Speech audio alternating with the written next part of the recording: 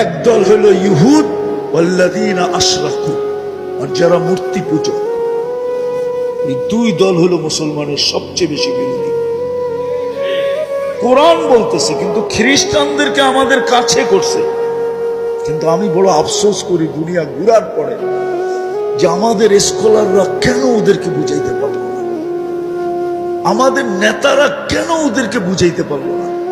যদি ওদেরকে বুঝাইতে পারতাম তাহলে এই দুরবস্থা মনে হয় কোনোদিন আমাদের দেখতে হতো না। আমরা বুঝাইতে পারি না। আমি আমার দোষও বলবো, শুধু ওদের দোষ বলবো এরকম না, আমার দোষও আমি বলবো যে আমি ওদেরকে বুঝাইতে পারি না। আমাদের স্কলাররা বুঝাইতে পারে না, আমাদের নেতারা বুঝাইতে পারে না যে তোমাদেরকে আল্লাহ আমাদের কাছে করছে, তোমরা আমাদের থেকে দূরে যাও তো যাও কেন, আমাদের সাথে বিদ্বেষ রাখো তো রাখো কেন, হিংসা রাখো তো রাখো কেন, দুশ্মনী রাখো তো রাখো কেন, আমাদেরকে ঘৃণা করো তো করো কেন। আমরা তো তোমাদের কাছের, তোমরা আমাদের কাছের।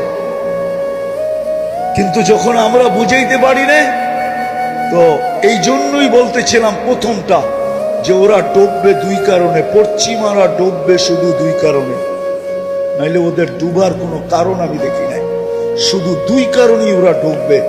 একটা হলো ইহুদিদের সাথে ওদের পিরিত বেশি। পিরিত বোঝেন তো? কি ভালোবাসা, ঠিক না? আরেকটা হলো মুসলমানদের সাথে ওদের দুশ্মনী বেশি। এই কারণেই ওরা ডুববে। তো যেটা আমি বুঝাইতেছিলাম